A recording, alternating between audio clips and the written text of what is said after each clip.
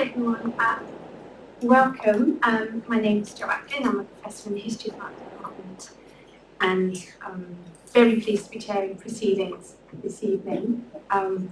It's one of those really nice occasions that it's a celebration of publication of our colleague Devika Singh's new book, which is going to be the subject of a 20-minute lecture talk by Devika, followed by 2 short presentations by our esteemed panelists. Then we'll have a response from Devika and questions from you all. I'm going to start by just introducing everyone straight through, and then we can start. And I'm going to say, so I don't forget, the copies of the book, which is brilliant, and I've learned so much, so eloquently written, are for sale afterwards. So please do buy a copy at the end of the evening. Okay, well, let me start by introducing Devika. Devika Singh is Senior Lecturer in Curating at the Courtauld.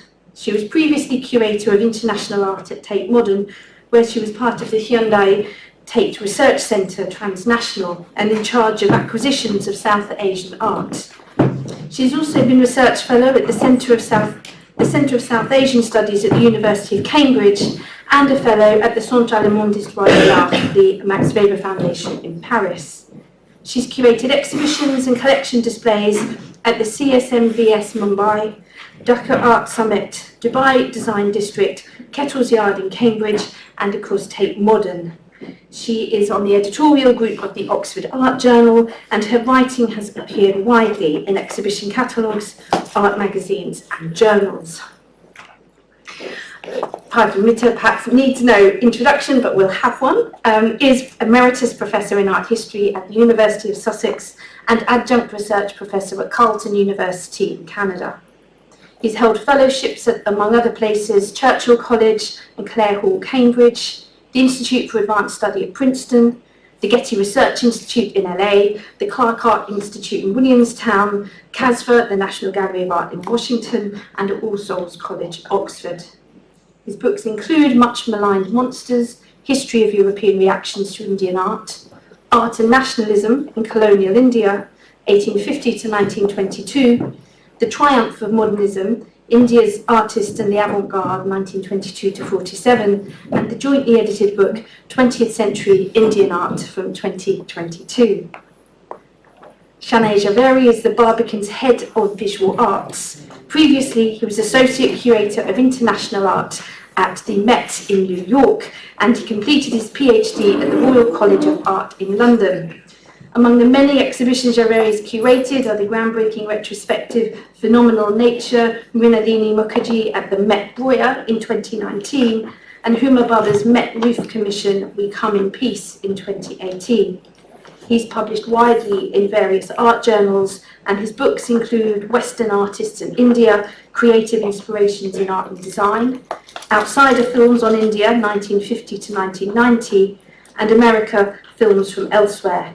In September 23, he launched a new series of site-specific commissions at the Barbican with Ranjani Shattar's Cloud Songs on the Horizon. And with no further ado, I'm going to hand over to Devika, who is going to kick off proceedings by introducing her book for us.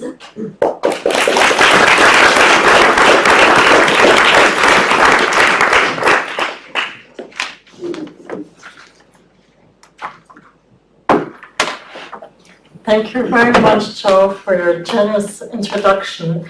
And thank you so much, Partha and Shanay, for being here with me on this special occasion. For many of us, Partha has very much been a pioneer of the field of modern art in India and its reception. I owe a great deal to his research and perhaps in an even more structural way to his analysis of center-periphery relations and his advancing of a sort of decentering very much of modernism.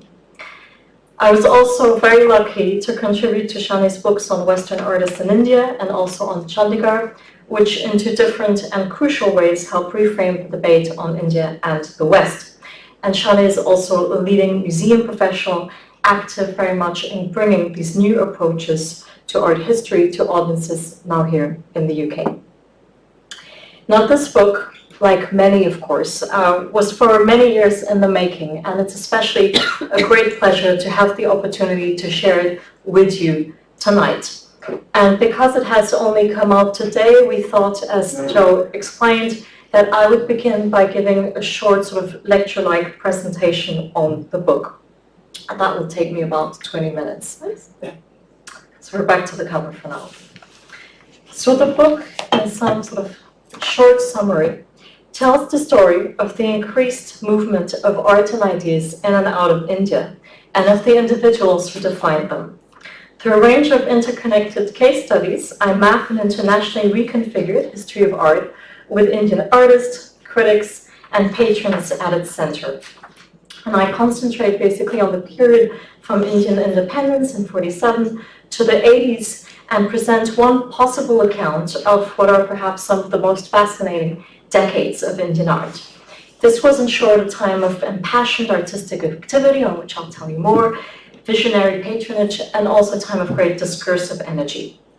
And in the book, a series of arresting stories focused on artists, art critics, patrons, and exhibitions reveals or revisits decisive moments of intense international engagement. These shed light on the complex and the entangled history of Indian and international art and reveal unexpected connections, sometimes between well-known Indian and foreign artists, as well as evolving strategies of internationalization and critical alliances.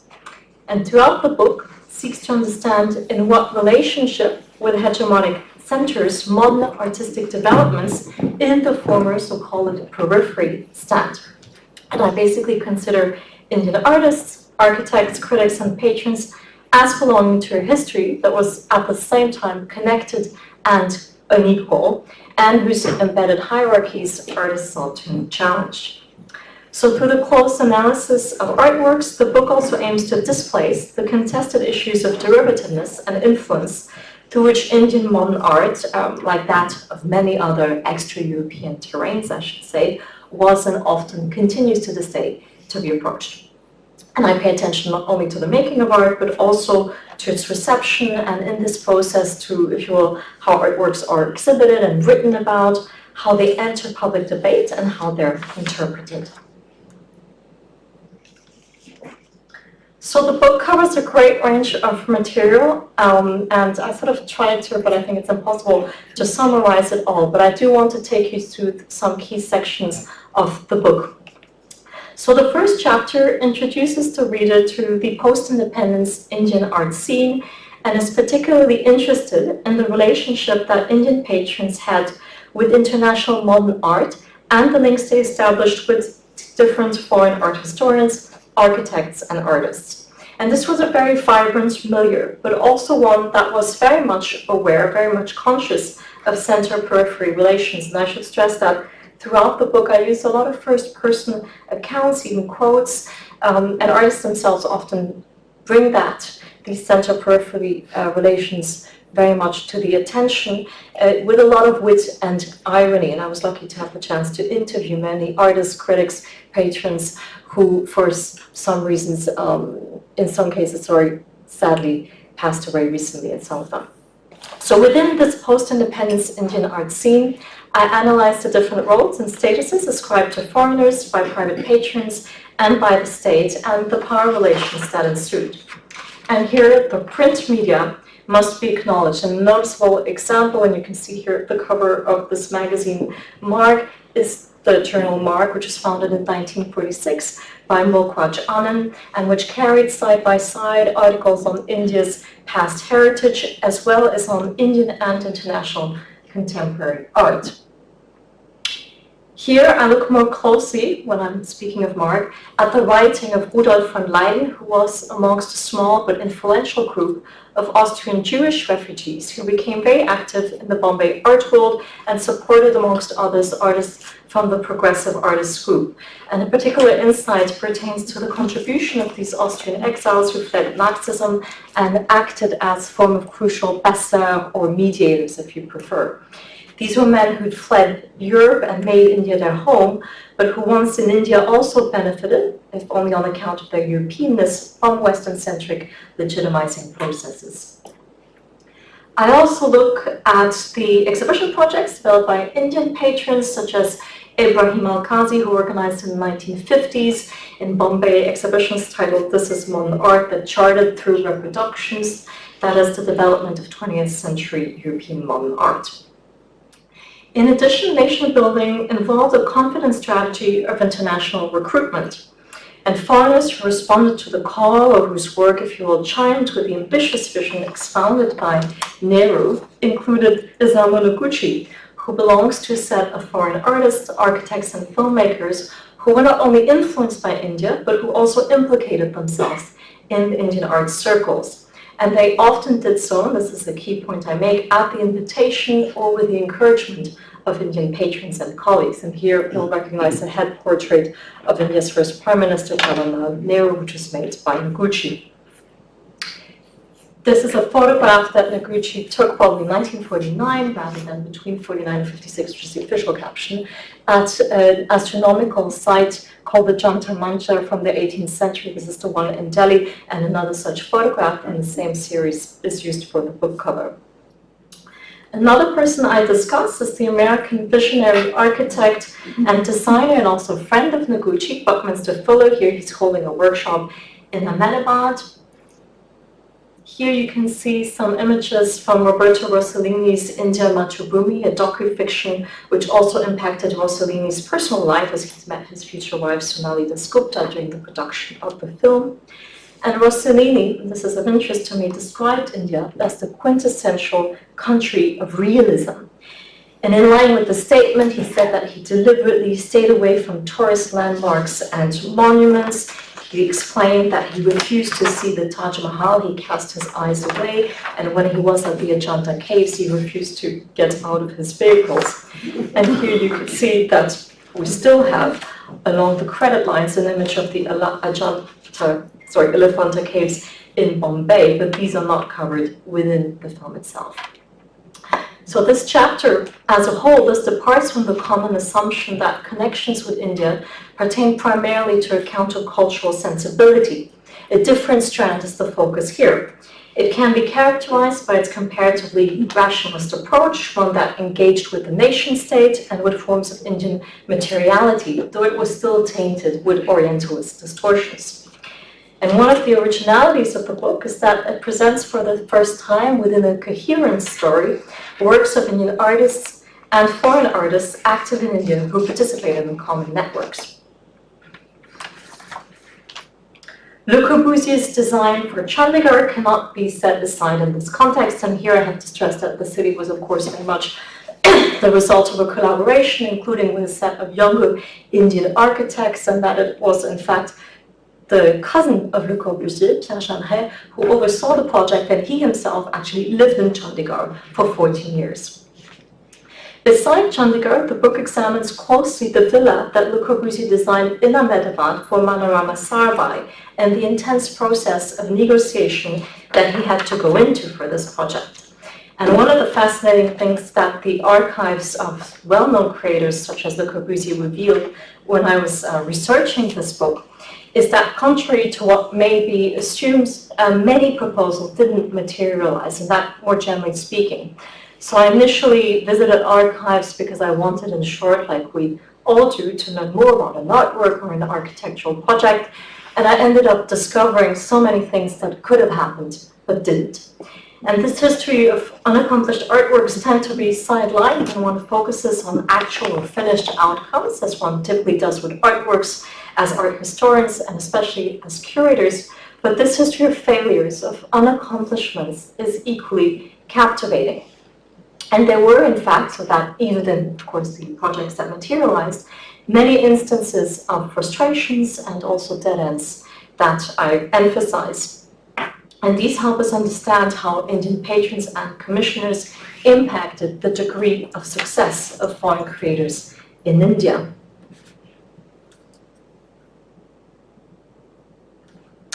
So at the time when foreign creators such as Noguchi and others were making their way to India, several Indian artists were making the reverse trajectory and immersing themselves in the Paris, London, and New York art worlds, with individual Indian artists also spending time in Mexico City or in Warsaw, to give you just a sense of the plurality of places that informed Indian artistic development. Now, what you may ask is why did Indian artists soon after independence choose to leave, even if some only spent a few years abroad? Now, one of the reasons I explain is that by the late 1940s, Indian artists were acutely aware of the biased nature of colonial art education, which had been based on academic realism and not on what basically the most adventurous modernist art was actually about in Paris, London, and elsewhere. Second, they were also aware of their incomplete access to international art. This knowledge came from the circulation of international art in Indian art magazines, the presence in India of these European passeurs that I mentioned, and the increased number of international art exhibitions. Even at the time, these were still primarily prints or reproductions. So it's therefore, I argue, very much the vibrancy of the Indian art milieu of the 1950s that actually made artists aware of the biased or the incomplete nature of the formal art education they received and of the colonial institutions they inherited. Artists such as those, for example, of the Progressive Artists Group, and you can see 3 of these artists here, were attracted by art that addressed the uncertainties of modern life. But the original artists of the original artworks often remain out of sight, and this created a sort of feeling of discrepancy. It's something that the Mexican writer and supporter of Indian art, Octavio Paz, who would later be based in Delhi, recalling his experience as a young writer in Mexico, described as the time lived by others. That is, he explained, in New York, Paris, and London. Likewise, many Indian artists seized opportunities to leave for metropolitan centers that had nurtured these European avant-garde movements. And the extent to which these imperial centers could also serve as places of third world mobilization is one of the dynamics that I explore in the chapter. So among Indian artists who went to Paris, I also look at the work of the artist Ram Kumar, who was one of the many Indian and international artists who attended the studio of Henri Lot. When speaking of artist studios, I also should mention Stanley William Hayter's Atelier 17, which stands out as a studio in which the Indian artist Krishna Reddy rose to directorship in 1964. Here you can see some of his experimentation with printmaking, which he referred to as color viscosity. Like Reddy, the artist Zarina also experimented in printmaking while living in Paris in the 1960s. Unfortunately, I'm not going to have the time to explain in any detail the artworks I discuss here tonight, but this is done in the book. And even long after her departure, Zarina would revisit her time in Paris as her work became, over the years, increasingly concerned with the notions of belonging. Now, these cities also fostered a form of proximity between anti-imperial groups and individuals who may otherwise not have come into contact. In the case of the artist Vivan Sundaram, who joined the Slade School in London as a Commonwealth scholar after having first trained in Baroda, he very much attributed his political awakening to his time in London. Indian artists, and some, took advantage of their presence in foreign metropolises to develop their own artistic and intellectual curricula, participate in political agitation, and also create lasting alliances. In the case of Bhupin Kakar, who made 2 very important stays in the UK, this experience was also laced with a form of lucid ambivalence. Reflecting on the British presence in India, Kakar, for instance, placed the reception of gay love in the longer history of colonialism. And though he enjoyed the sort of relative acceptance of homosexuality in the UK, that is in comparison to India, the artist stressed how the legacy of British colonial laws and the wider impact of colonialism on Indian society had actually reconfigured India's relationship to sexuality. In addition, in terms of artistic experience, the ubiquitous presence of Indian art in British museums further emphasized the sort of incomplete access artists had to their own confiscated material past. And a similar experience happened in India, where in Paris, where Indian artists discovered at first hand the sort of non-Western sources of European modernism. In addition to Paris, London and New York, which I also cover, a number of Indian artists also took up opportunities to travel to the Soviet bloc. And the main difference from other travels was that the itinerary, if you want, was decided upon, and the level of peer interaction in the USSR controlled by state officials. And for that reason, the travel in these cases were relatively brief, and artists' experiences differed greatly from that they had elsewhere. When looking specifically into the visual arts, to the ideological framework of the Cold War, one may ask if the cultural competition of the Cold War was actually instrumental, however, in exposing Indian artists to a variety of artistic currents. And a rarely used example that I study in the book is the landmark 1952 Soviet Fine Arts exhibition that formed a moment of crisis very much for Indian artists who rejected socialist realism as a result, especially the Bengali communist artist Somnath Kaur. And this very much stands out as one of the most controversial exhibitions held in India after independence.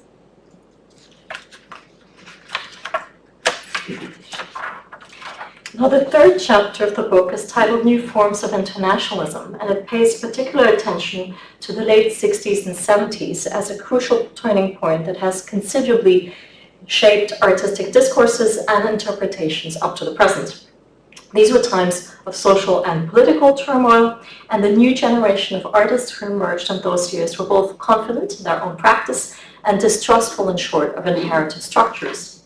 They formulated new discourses on art and society that addressed questions on the state, citizenship, women and conflicts, such as the Bangladesh Liberation War of 1971, which I look into closely. At that time, the post-colonial Indian state and its institution, rather than primarily the inequities of colonialism, came to be the subject of critical scrutiny. And this included an increased criticism of a first, if you want, benevolent form of internationalism championed after independence, with artists increasingly questioning this perceived Western-centric values of that first post-independence generation of cultural protagonists. In order to analyze these developments, the book examines, among other case studies, large-scale exhibitions backed by the Indian state, as well as ambitious international fairs such as Asia 72, on the occasion of which the Hall of Nations that you can see here was built. And these exhibitions provide a valuable platform to examine how both Indian and foreign art were presented and experienced in India, including by Indian artistic communities who either responded or were at least expected to respond to this increased exposure. An exhibition I pay particular attention to is 2 decades of American painting, which was organized by New York's Museum of Modern Art and hosted in Delhi in 1967 at the Lalit Kala Academy. And in the previous chapter of the book, in the previous section, I also discuss the many grants, especially those given by the GRD Third Fund, that helped bring Indian artists to New York, and the means put at the service, in short, of maintaining or reinforcing the traction of established art centers is something I pay a particular attention to throughout the book. But in the case of 2 decades, despite the exhibition being very much a tour de force in terms of the vast number of remarkable American painters on view, it also proved hugely controversial on account of the very disparaging comments that Clement Greenberg made. He didn't curate the show, but he accompanied it. Traditional Indian pictorial art died 100 years ago. I don't see any point in talking about it, affirmed Greenberg. Another crucial instance of international exchange was the Triennial India, which launched soon after in 1968. Its first edition was actually titled the First Triennial of World Contemporary Art and officially aimed at connecting Indian artistic productions with those of Western countries, of socialist ones, as well as of other non-aligned countries. And the Indian section was by far the largest one, with about 100 works on view. And what you had over the years, many seminal artworks that were shown. I'm just showing you some example here, this one from 1975 edition, that were over the years presented in that context. In addition to these artworks by a great number of many more Indian artists than I can show here, it's worth remarking on the many exceptional international artists who were included in the triennial. So these counted, amongst others, Chiro Yoshihara, the founder of the Kutai Group, and that same year in 1971, the Brazilian artist Mira Schendel, as well as the Nigerian artist Uramor Imokbai. And Sarraj was amongst the international artists who came to India on occasion of the second biennial and made an in situ work, as you can see here, out of bamboo and wood. Louise Nevelson enjoyed a solo exhibition that made up the American presentation. She was also very well received in Bombay. The Syrian painter Marwan represented West Germany in the fourth triennial, and I could go on. However, the triennial's organizing institution, Walid Kala, rapidly became the subject of criticism. And that happened very much from its first edition, when, if you will, the criticism really crystallized primarily around the selection criteria of the India section and the winning of prizes and so forth. Yet with hindsight today, the triennial has come to be re-evaluated by a number of Indian artists and critics for the unique opportunities it afforded to bring such a diversity of works to India. And this is something that has rarely been matched ever since. The triennial was also the opportunity for artists, in this case it was Howard Hodgkin and Gopal Thakur, to come together and meet for the first time. But beyond the triennial, one thing I highlight in this chapter more broadly is how a paradoxical history of increased contact also was there at the same time as narratives became seemingly divergent, narratives of art. So regarding artistic production, separation seemed to occur between American and European currents on the one hand, and Indian art on the other, that's in the late 60s and 70s. A turn, in short, towards language-based, dematerialized art took place in Europe and North American art criticism and institutions at a time when Indian art, so it seemed, was primarily about painting and sculpture. New media art forms and other innovations were happening in India. These are the case of artworks made at something called the Vision Exchange workshop. And they captured these new media, the sensibility of artists over the years, but they primarily remained confined to the studio space. Second, this did not make the Indian artistic and intellectual milieu less international. Indian artists continued to be as globally connected as ever before, and this happened both within international networks, and I discussed the relationship that Octavio Paz strikes with the artists of the 1890 group, and in terms of Indian artists' participation in aesthetic and political debates and imaginaries. So what emerges in some is a reconfigured history that sheds a primarily national perspective and instead follows multiple lines of exchange. In the conclusion, one of the things I ask is how such readings can actually be taken on board also in museums. And one of the things I mention, and these will be my last comments, is how recent museum collection displays reveal how major institutions in Europe and North America acquired works by Indian artists in the 1950s and 60s, but how these were actually very rarely shown in these interval years. In the case of this work on Bangladesh, it's a work that addresses very directly the Bangladesh Liberation War by K.G. Subramanyan, which was exhibited, as you saw previously, in the Triennial India. It was acquired in France by the Centre National des Arts Plastiques after its first presentation at the Biennale de Menton. And there are works, for instance, by the artist Mohan Samant and others that were acquired very soon after their initial productions by major institutions and have come to be put recently on show, including at New York's Museum of Modern Art. But that the point, however, in all these cases that I mentioned, is that they have remained out of sight in these interval decades. So the early visibility given to Indian art and its absence from about the 1970s onwards begs questions on changes unfolding in these decades, as well as on the initial degree of inclusion of Indian art within Western art's self-legitimizing narratives. This explains why many of the artists I discuss have become foundational figures in India, but often remain forgotten elsewhere. And this is so despite the originality of their artistic productions. Their artworks were informed by processes of appropriation, quotation, and hybridization that critically questioned enduring aesthetic models. And it's in short, and I'll end here, in the name of the complexity of their artworks, I argue, that the Indian artists I discuss deserve our full attention. Thank you.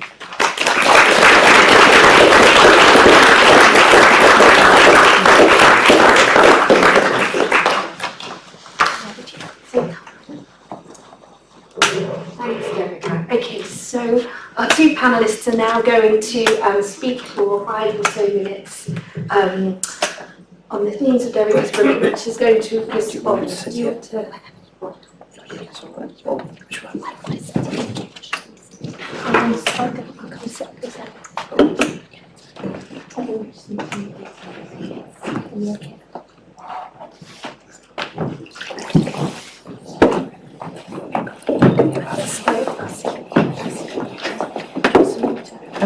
Oh, yeah, sure. Right. That's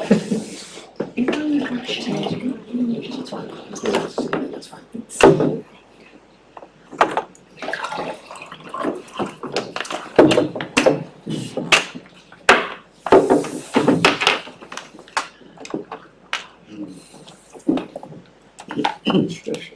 Do you want me to speak after this? Yes. I'm sorry. Yes. Are you team? Yeah. Okay. I won't take very long because Devika has presented the whole thing in such a wonderful way, succinct, to the point, and she gives a very interesting, the whole picture of how modernism emerged in the post-independence periods.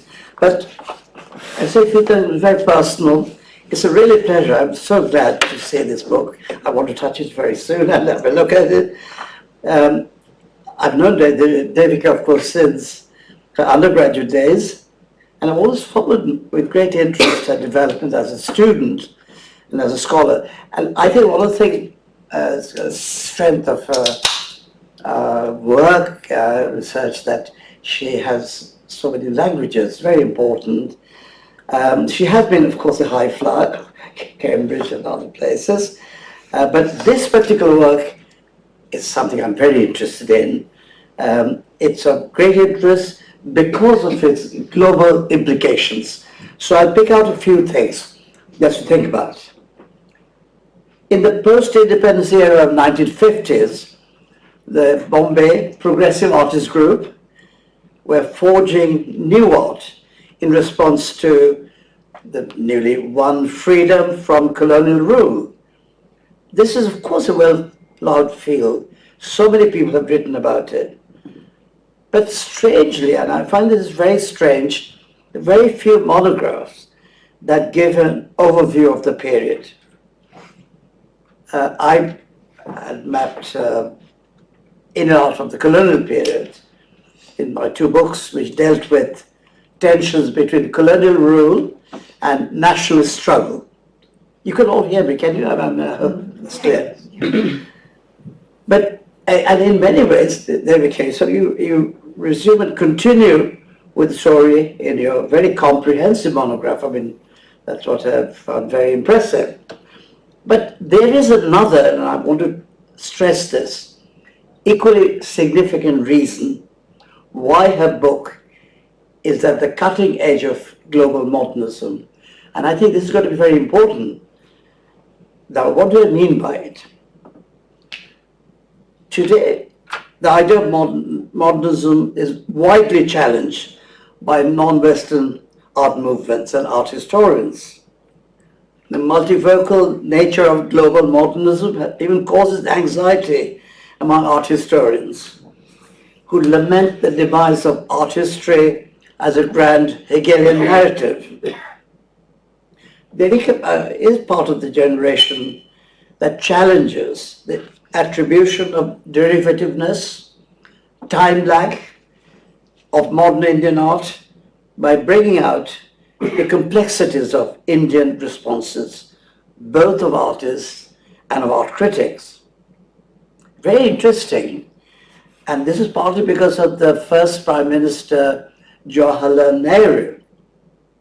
It's Nehru in India, which is shaped international iconic figures, which Devika speaks about a lot, contributed to the development of art and architecture after independence.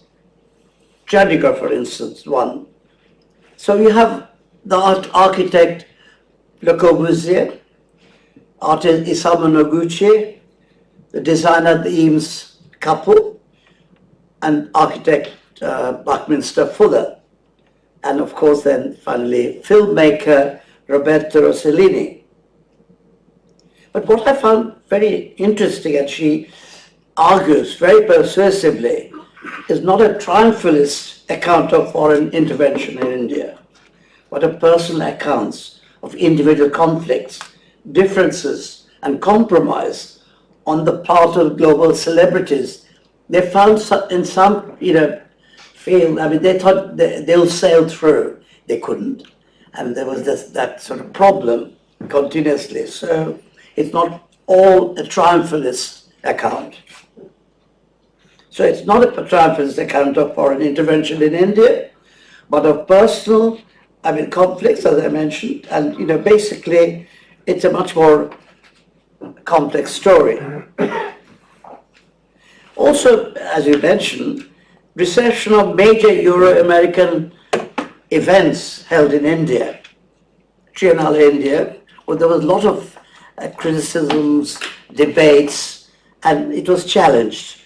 And also MoMA, Museum of Modern Art's 2 decades on American painting, presided over by the famous Clement Greenberg. Unexpected and often critical reactions emerged around these events in India. Just a personal note, I remember seeing that very large, very famous Soviet art exhibition in Calcutta when I was a young boy. So that was interesting.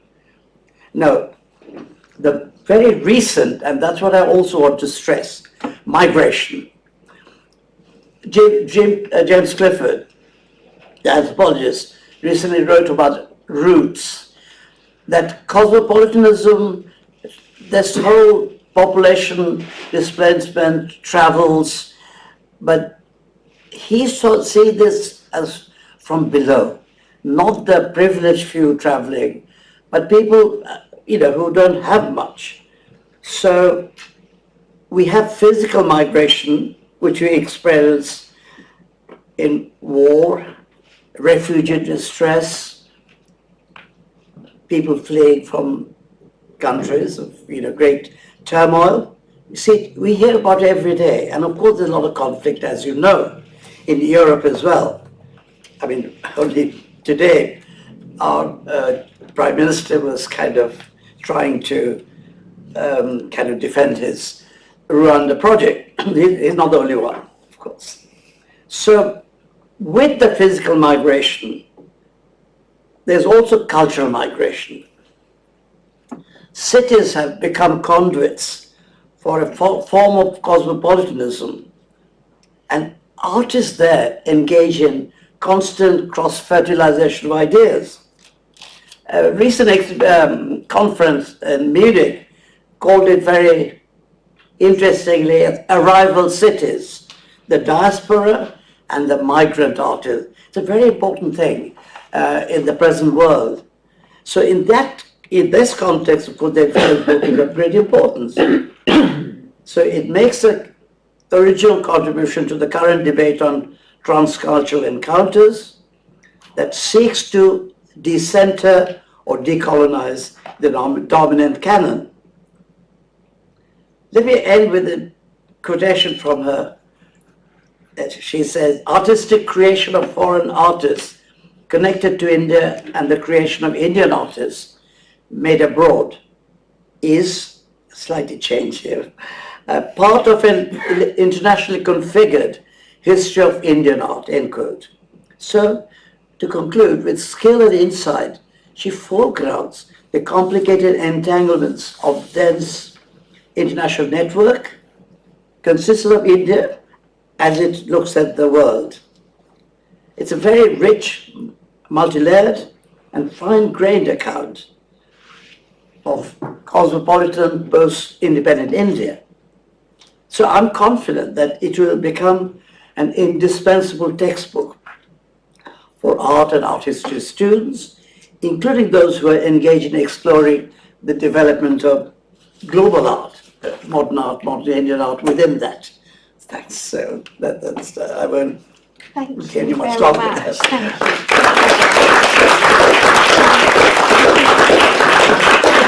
We're just going to move straight on to Sinead, I think and then we're going to maybe respond before we open to questions. Okay.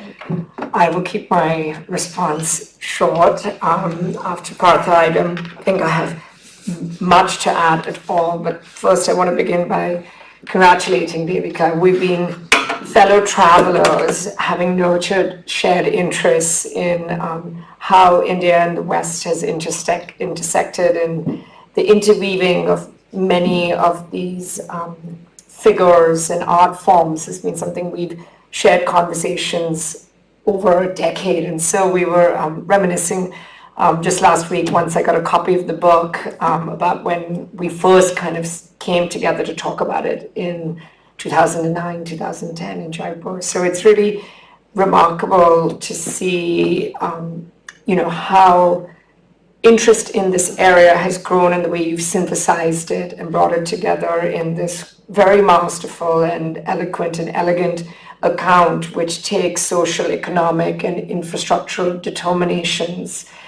as India moves from a nation in concept or a new nation in concept to a nation state as a political entity with the layering of internationalism. And I do really appreciate kind of some of the moves that happen between chapter 1 to chapter 3, where you start with a consideration of internationalism, and then somewhere along the way there's a question mark that appears beside it. But I think, as Partha very rightly said, it's an historiographic exercise of immense importance, but what makes it so critical at this stage is that it goes beyond simply calling for an expanded geography. It's not just simply serving beyond national physical boundaries, but instead it really articulates very clearly what its motivation is, and that is, it's very apparent even in the title, it's about art in India. And I think the "in" is of such crucial importance.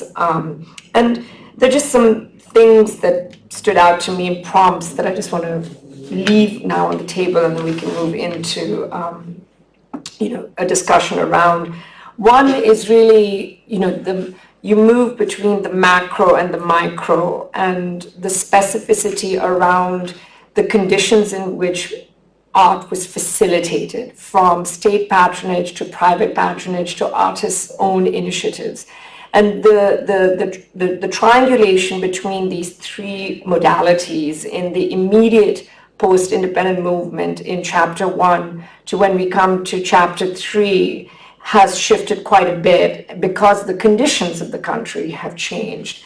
And I found that to be really a wonderful journey to kind of be on, and how new cartographies of alliances are appearing in the 70s by the time the state-promoted internationalism has subsided. But what has also emerged in the midst of it, and you touched upon it, and I think it's so important, is the friendships, the heartbreak, and the love that happens in between, and then certain modes of engagement continue even after the facilitations of these specific trajectories of art production have subsided.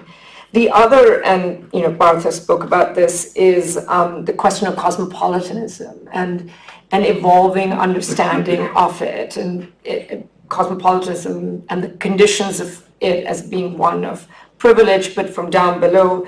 But you talk about it in chapter 2 specifically about mobility and the question of mobility.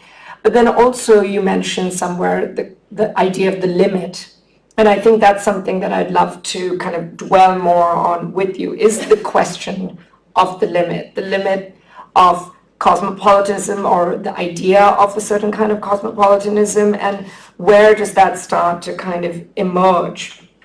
And then finally, I think just as someone who spent so much of the last part of the decade in an institution with objects and resurfacing them in the context of the changing art history that we have, and books like yours do, and presenting them in collections as you discuss, what are some of the models that you were looking at when you were writing this of really an embodied reimagining of a global art history? Are there those museums, collection displays? Is it happening? I have my own thoughts on it, but I just kind of want to leave that out there. So to kind of move from the book to seeing how it's actually maybe being embodied, grappled with, or perhaps even being resisted by certain institutions. So I think I will stop there. Thank you so much. Two really, really helpful responses.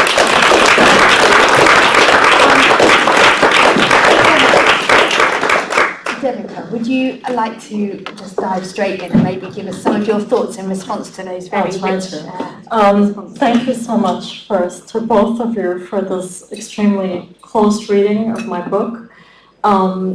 The fact that we have known each other for a few years doesn't mean that your evaluation is, I think, as rich, and perhaps it makes it even more so and pointed. And I want to respond to several of the things you said, both of you. So thank you so much for that reading of my book and for the many conversations we've had along the way that I do want to acknowledge. There are several things you said that are crucial, and I'm not going to pick on all of them, but a few things I do want, and you were prompting me and asking me to respond to these. Partha, you were speaking of India as a place of migration. I won't get into the comparison with the UK, but I do think that this is something absolutely crucial, and you picked up, of course, Shani, also on the fact that I use art in India rather than Indian art as a title. And beyond the fact that, yes, that allows one to include in such narrative artistic creations made by foreigners implicated in the Indian art scene, the point and the stake really is not that. The stake is to conceive of India as a place of cultural interchange as much as other more conventional, more established or canonical places are considered to be, and that in a way that is rarely sort of considered original. So that's really the stake, and therefore India as a place where migration happens is incredibly important. And yes, there's the case of German Jewish emigres that I mentioned, but there are so many others. And what does that do and change in the constitution of its art scene beyond a few sort of instances and examples, if you want? So that's incredibly important. However, there's a term that I don't use in the book, that's cosmopolitanism, and it's interesting that both of you used it. I don't use it because it tends to be normative. It tends to be thought to be something positive, of flows, of egalitarianism, or at least it can be misconstrued like that. And there are, of course, different understandings of it, and scholars have put forward vernacular forms of cosmopolitanism happening in South Asia and so forth. But you associate it with elitism, and in that definition of the term, for that reason at least, I chose not to use that, because even that internationalism, in which, yes, I introduce a question mark at some point, is certainly not unproblematic. And it's an arc that, a narrative arc that happens in the book, that Indian artists themselves and critics become themselves much more critical and vocal. But even the sort of encounters that are discussed towards the beginning of the book, one can, as interpreters today, as art historians and so forth, also question the nature of these relationships. And I mentioned Ibrahim Al-Qazi, who was in the 1950s in Bombay doing an exhibition titled This is Modern Art. It was about Matisse, it was about Picasso. He himself, 30 years later, when he's doing exhibitions in the context of the festivals of India here in the UK at the Oxford Museum of Modern Art, has a completely different discourse and is now speaking of the colonial predicament. It's a completely different attitude to that history of modern art and of modernism. So that is something that we, of course, need to bring on board as we discuss these past legacies and these exchanges. The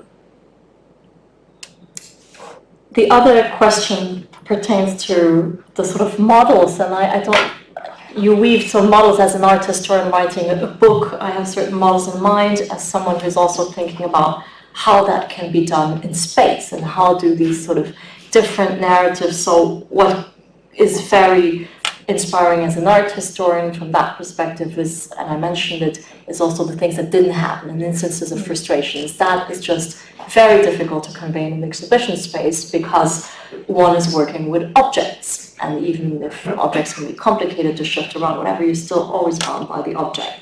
So that is something in which I draw a distinction.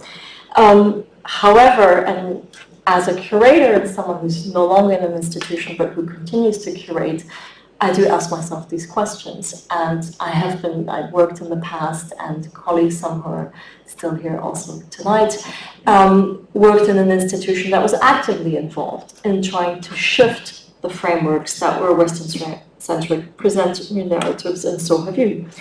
So we have different examples in mind, whether it's also post-war at Haus der Kunst, and I had the pleasure of participating in its conference, which was absolutely fascinating. Of course, the conference did not result in the exhibition. These are two different exercises. If there was a solution as to how do we recast these more transnational stories, be it of Indian art or be it on a much larger scale, I think we would know that. So we have many examples, and we could list them, we could discuss them endlessly. That could be the subject of another conversation. But that is something I think which one needs to address and do. I believe you're yourself working on a project. I don't know if that's the subject of our conversation tonight. And in the case of Indian art, what I do want to emphasize is that it can be done at different scales. And this notion of different scales of analysis, microhistories, and macro and microhistories is something that I go back and forth with a bit in the book. And I do think that institutions of whichever size can seize these debates, and we do think, of course, primarily I mentioned Haus der Kunst, Tate is the institution I mentioned, you were at the Met, colleagues at the Pompidou, colleagues at the MoMA, and so forth, and the MoMA I mentioned at the end. However, that can be done in smaller institutions with different stakes, perhaps different, more adventurous possibilities too. And I certainly don't think that it's only large Western institutions who have to seize these debates. And we see that happening elsewhere. This is happening as we are speaking, and shifts are occurring, even if, and I do need to emphasize that, we still have to fight, and it's a sort of back and forth. One thinks one is advancing and then one goes back, with an ingrained Western-centric narratives that undergird sometimes even what some institutions that we name are doing. I could go on, but I think I should stop here, because these are things that we do feel passionate about. Thank you. Would either of you like to respond, or should we maybe open to the floor and see what questions we have? Yes. Yeah, let's, just so I can see you all. Okay. Well, thank you all. That was just, that was a really fascinating presentation of the book. I thought that the summary of the way you go macro and micro, I really appreciated that, as learning about these individual, almost anecdotal kind of routes through, and the bigger questions, the Soviet promotion of art, and that was a fascinating episode for me, as well as the ideas of the question of agency. Each of these artists and groups, they're very real differences and frustrations, you know, that there was no sense that there was a kind of one block response, and I found that just riveting. How that works as an exhibition, I don't know, but as a book, it absolutely does. Okay, so we've got time for questions, comments, thoughts. We also have a microphone that's going to come around, and feel free to introduce yourself if you'd like. If not, just fire away with what you'd like to contribute.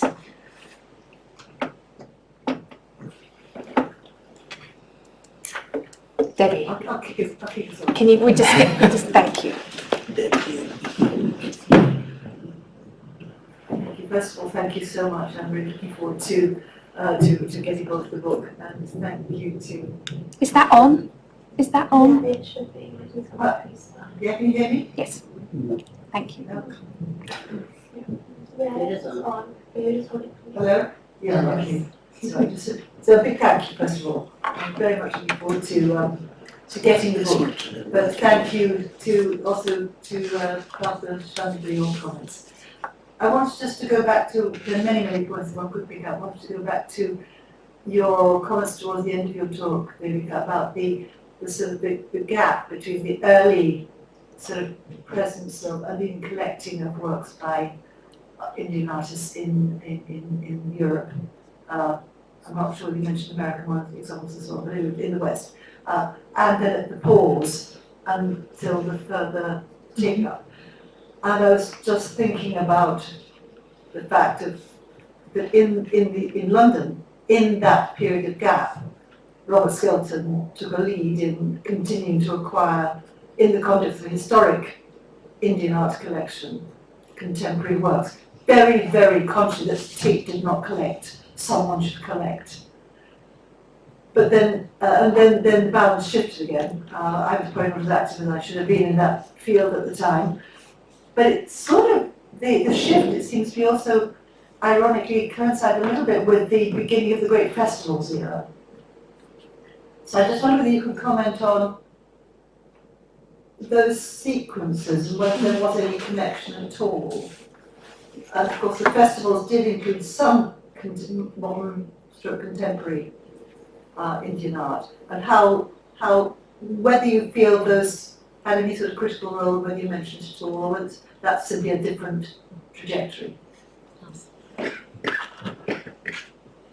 Thank you very much. Sir Robert Skelton, of course, so it's interesting that you highlight how he was active, not in the Modern Art Museum. I end in the 80s, so the festivals I touch upon here and there, but the book doesn't cover them in depth because it's a change of narrative, and also what's happening in India changes completely.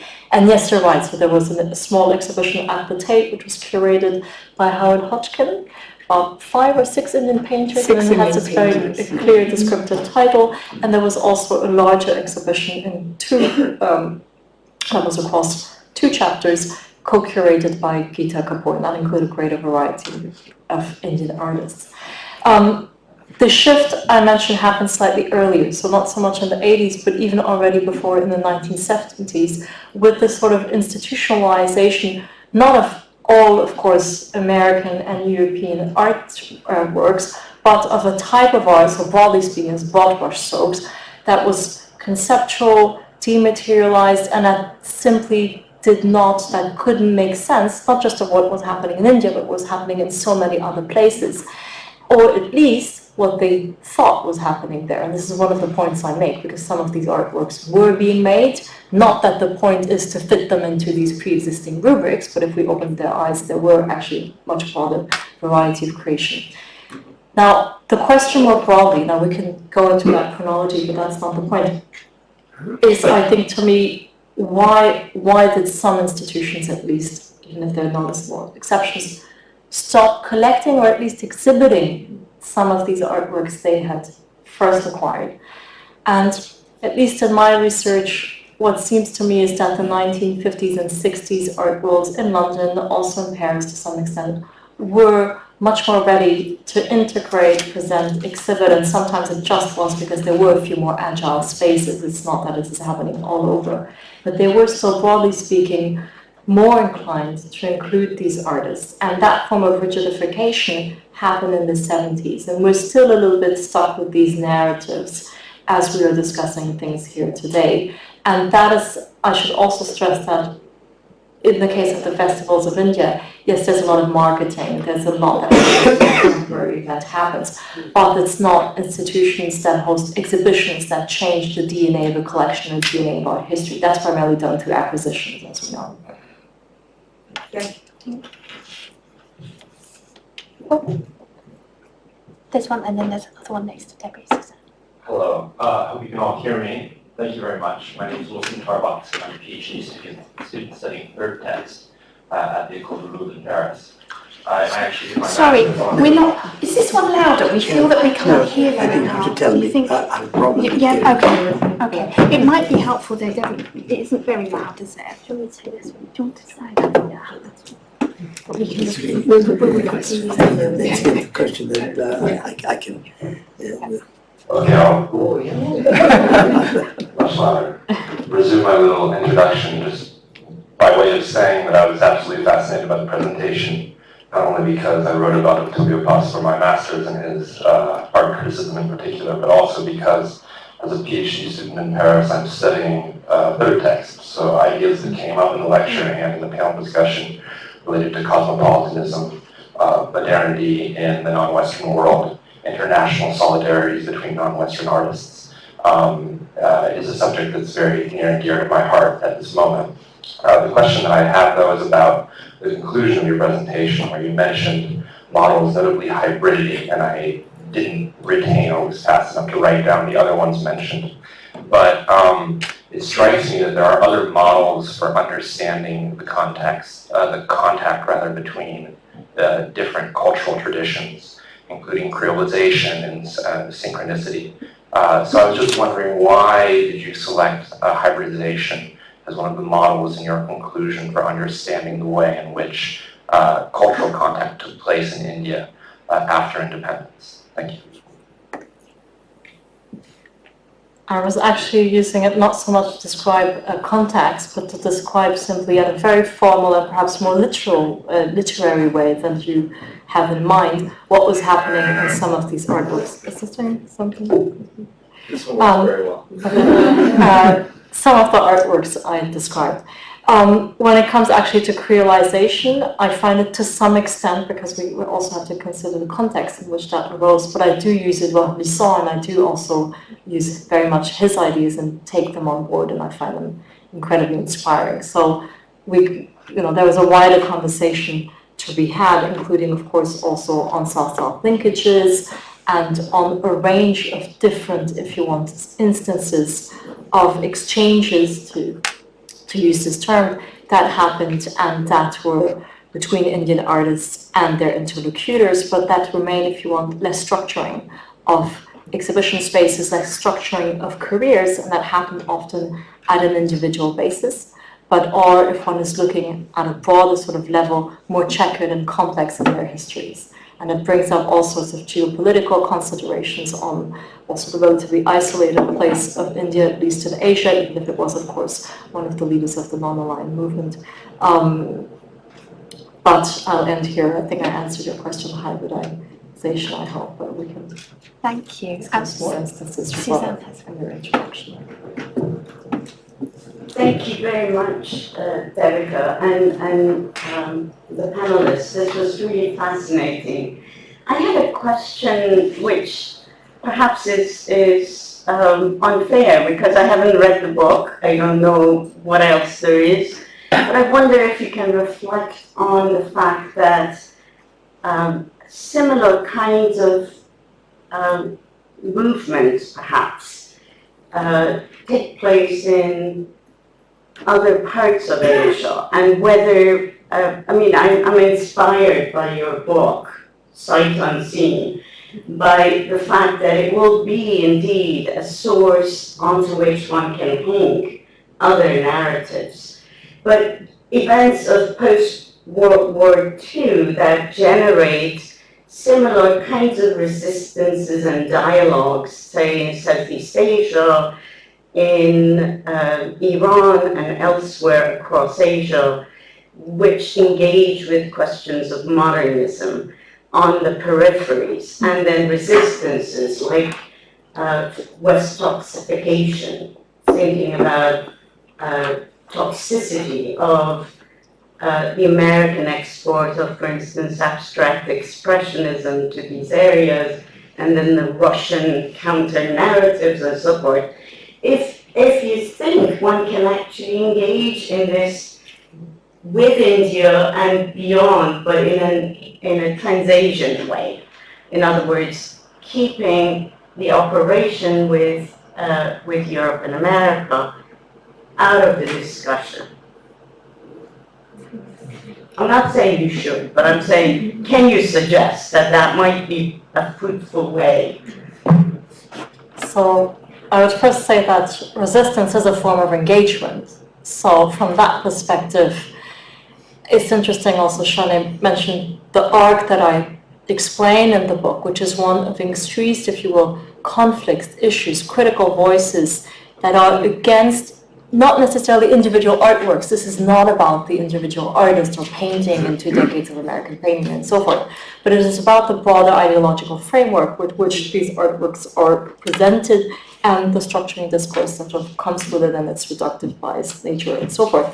From that perspective, but this would have to be a collaborative exercise, I hope there would be a lot to discuss with other experts of, say, Iran or elsewhere, if you will, in Asia. This is not for me to say, certainly not, that one can map the Indian trajectory, which I'm sure is also quite specific, to what was happening elsewhere in Asia. What I am attentive to, however, as I was just saying earlier, is also to the difficulties sometimes Indian artists had to encounter, even those who wanted to, their Asian peers. And at the most obvious level, it's that of South Asia. So that if you want to look at South Asian exchanges, you would paradoxically have to include London in those years, because for reasons having to do with citizenship and with the partition, and of course one of the first things that India and Pakistan do is they go to war after independence. So for some of these reasons, though we have exceptions, and I name some artists who are exhibited in Pakistan, it is in London that they have the opportunity to study together, to exhibit together, and so forth. So here, even there, I find it extremely difficult to engage in a form, if you want, of complete disentanglement, even if then a place like London is looked at and becomes, if you want, a place for a completely different understanding of what East-West relationship in a very simplified and reductive way are about. They become, if you want, sites for Asian resistances and places in which this broader sort of friendships, collaborations, and so forth become possible.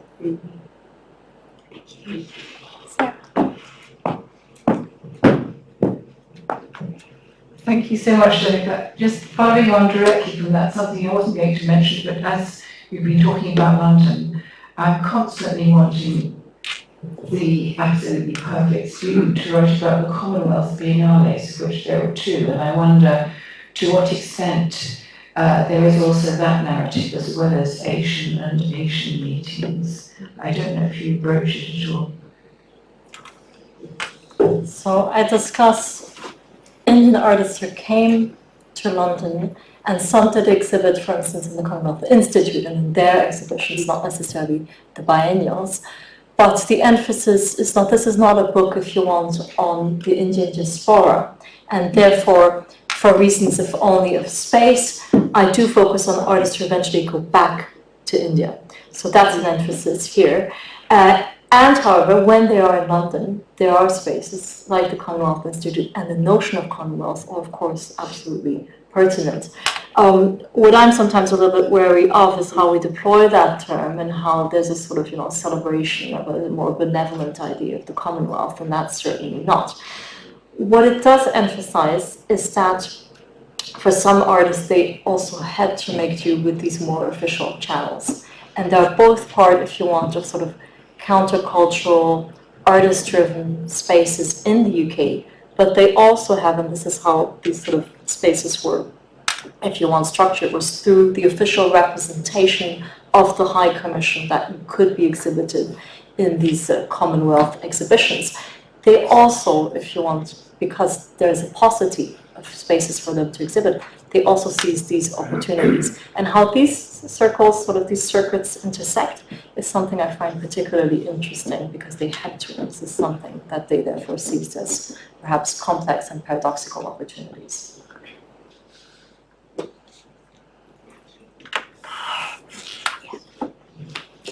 Hi, I'm just studying history of art, so my question might be very basic, but I'm very interested in your book. I haven't read it, and I'm looking forward to reading it. I wondered how much of your research, when you were researching and writing, did you link with just pre-independence? These artists, a lot of these artists I haven't heard of because I haven't, it's all new to me. But I'm just wondering the links before independence, how these artists emerged. Were they influenced greatly by Western art, or did they, how much of your research took you back just before the independence? I don't know if I or Parth Pamitar should answer this question, because I have to... Sorry, on the importance of these international connections, especially is the emphasis of your question, but for the pre-independence period. My research, I begin in the independence period for a number of reasons, not just convenience. There is clearly a break, and it does, of course, introduce radical geopolitical shifts, and these have cultural implications too. But of course, there are a number of artists who straddle, if only because of the generation that they belong, the pre- and post-independence period. Is it about pre-independence period? Yes. They interact. Well,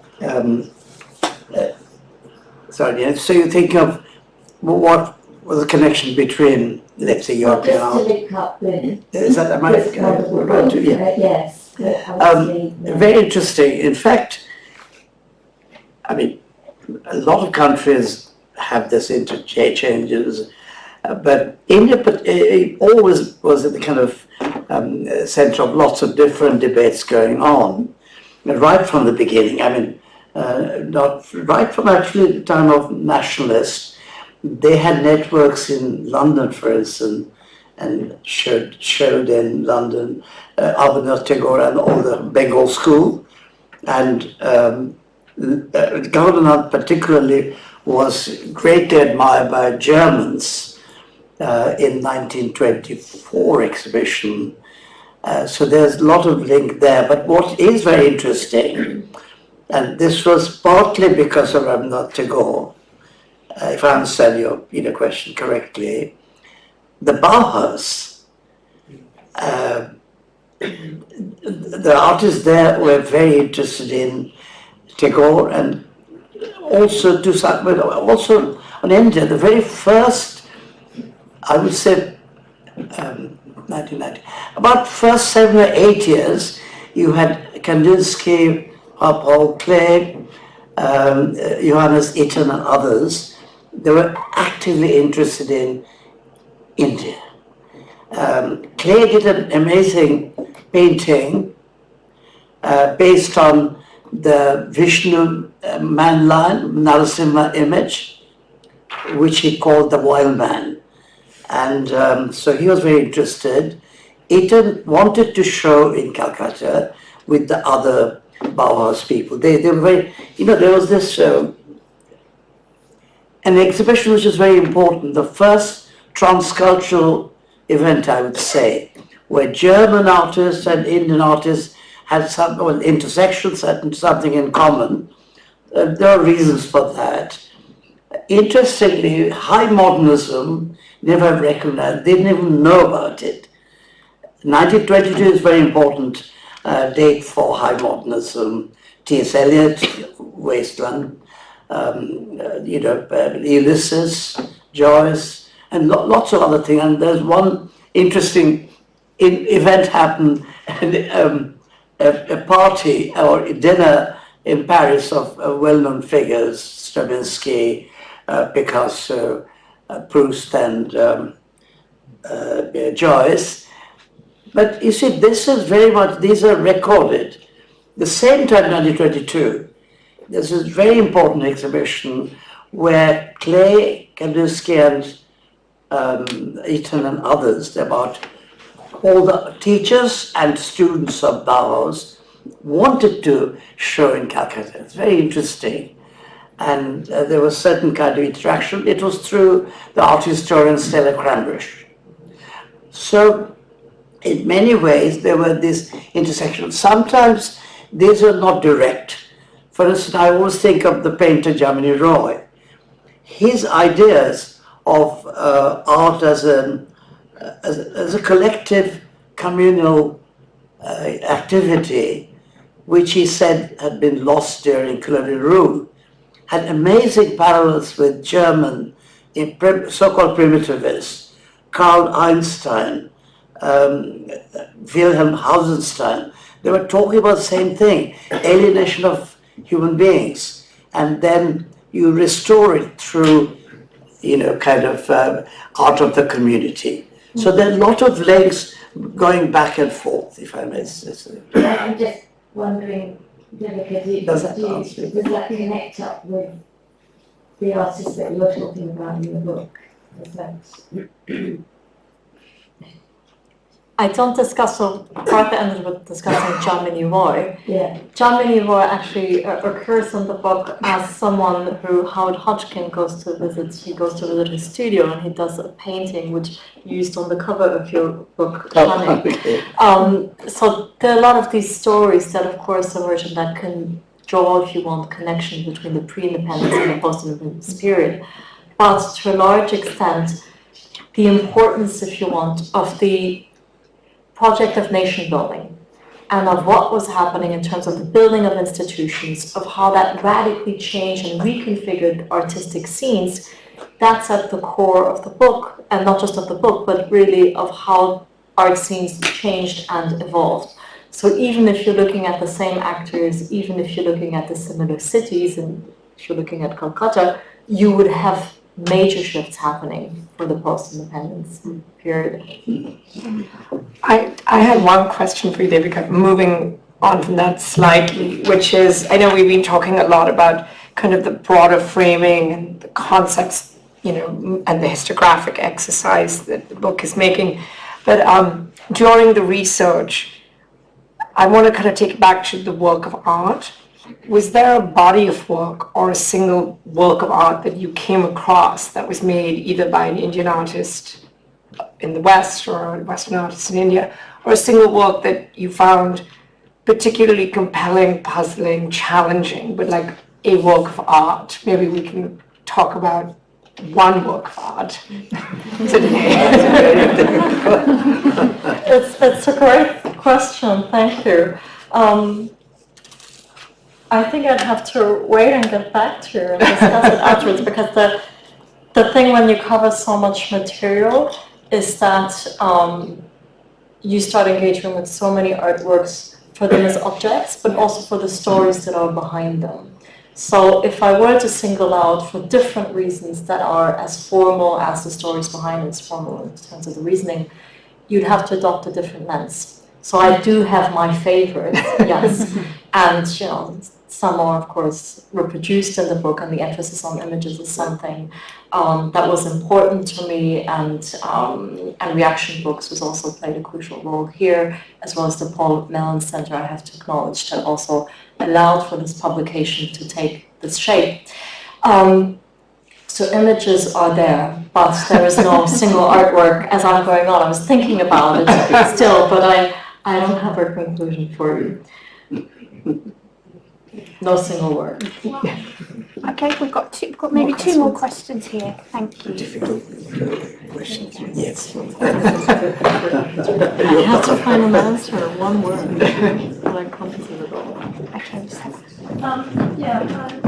It's not a matter of the promotion of internationalism by Mary in that era. I mean, and you mentioned the paucity of spaces for artists to display in India. I mean, do you go into that? Because, surely that's still the case today. The West is still central to, the center of the art world, all periods and genres and stuff. And the other thing is about Al-Qazi. He was an independent for years, I think, when he's still alive. Art gallery, sort of owner, and he did theatre and lots of different avenues. And his art gallery in Delhi, it's amazing, and it's still there's still exhibitions of current artists. I don't know, or from his archives maybe. But there aren't enough galleries like that. You go to Delhi, there's the National Museum, there's Al-Qazi, there's I don't know, a couple of others. There's lots of galleries now. But they might not be very well. They're not that well known or that well sort of well known or projected.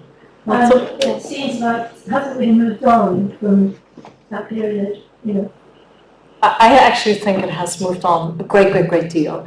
I used the term paucity, actually I was thinking about the opportunities that South Asian artists had here in London, but you could apply that term, it is true, the sort of paucity of context, where to exhibit your work was very difficult in the immediate post-independence period. And then you had the building of national institutions, places like the Lalit Kala Academy, which is not only a space but also an agency for the promotion of the visual arts and so forth. So you had the building of institutions, albeit flawed ones, problematic ones, whatever. But today there's a completely different landscape, and that is, and shifts are ongoing, and institutions are being built and developed and strengthened.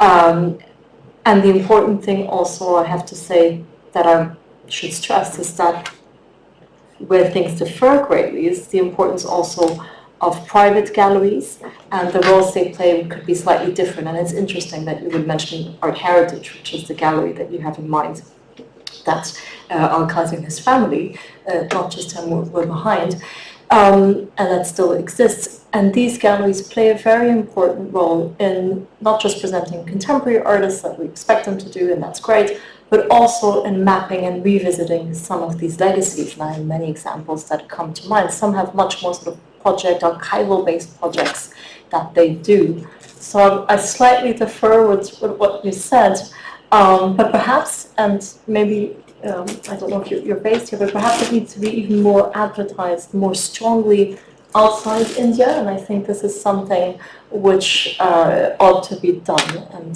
that I would certainly agree with you that there's perhaps an issue of greater visibility of what's being done and greater connections today between what's being done in the subcontinent more broadly in here. Thank you. And just one other probably silly comment or question is, do you think that the collections that are in, so to say, will they go back? I mean, is there so technically they can't. An artwork that is acquired by the Tate collections and most museums, that is public museums, state institutions in Europe and the UK, cannot be deaccessioned, so they cannot be sold. And the picture is, of course, different in the United States. And that's why there are ongoing disputes that remain pertaining necessarily to Indian art. So the question, of course, seems less, if you will, we can discuss that, but when it comes to modern art, that is less often at least the case of, repatriation issues and so forth.